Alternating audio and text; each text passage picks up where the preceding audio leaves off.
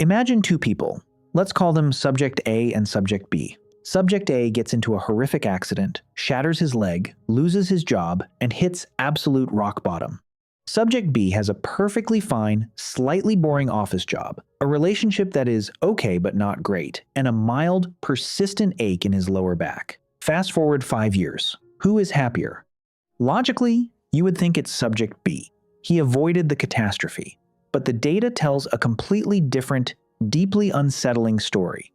5 years later, Subject A has completely reinvented his life. He went through physical therapy, found a new career he actually cares about, and reports being happier than he was before the accident. Subject B? Subject B is sitting in the exact same cubicle, in the exact same mediocre relationship, nursing the exact same backache. Subject A was saved by his catastrophe. Subject B is being slowly poisoned by his comfort.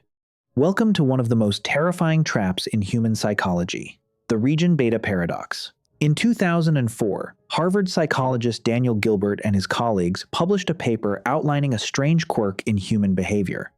They proposed a simple thought experiment. Imagine your commute to work.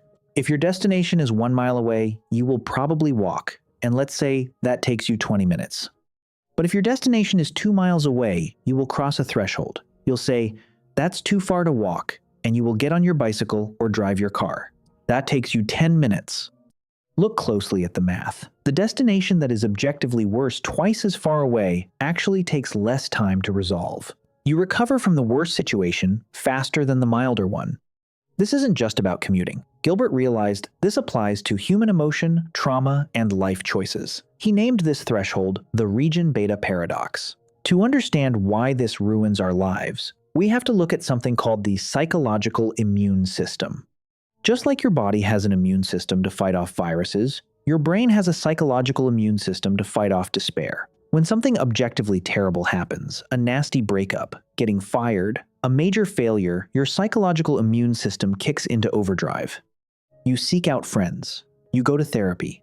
You dramatically restructure your worldview. You rationalize, you adapt, and you grow. The pain is so sharp that your brain is forced to deploy its most powerful coping mechanisms. You get on the bicycle. But what happens when the pain isn't sharp? What happens when it's just a dull ache? What happens when your job doesn't fire you, but just slowly drains your soul, week after week? What happens when your relationship isn't toxic enough to leave, but not loving enough to thrive? What happens when your bad habit isn't destroying your life, but just keeping you slightly overweight and chronically tired? Your psychological immune system doesn't trigger. The alarm bells never ring. You never get on the bicycle, you just keep walking. And you walk, and you walk, and you walk. This is the trap of region beta. It is the zone of good enough. In region beta, things are definitely bad, but they aren't quite bad enough to force you to change. If your boss yells at you and throws a coffee mug at your head, you quit on the spot. You update your resume, you find a better job, crisis resolved.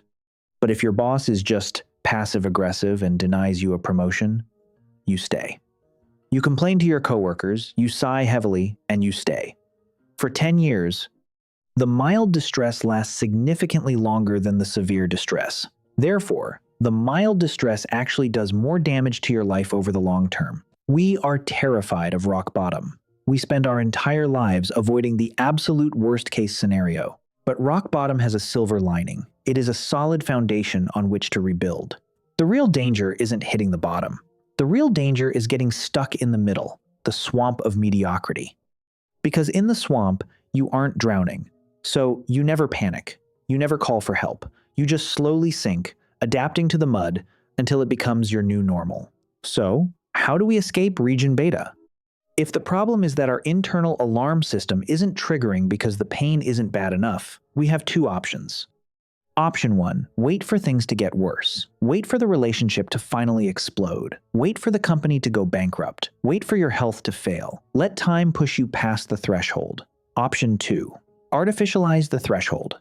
You have to logically recognize that you are in the swamp and consciously choose to deploy your emergency responses before the emergency forces your hand.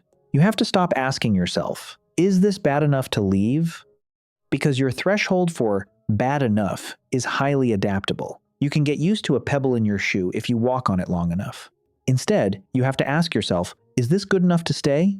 Look around your life right now. Look at your habits, your work, Your relationships? Where are you walking that you should be biking? What are you tolerating simply because it doesn't hurt quite enough to quit? Sometimes, the worst thing that can happen to you isn't a catastrophe. Sometimes, the worst thing that can happen to you is just being okay.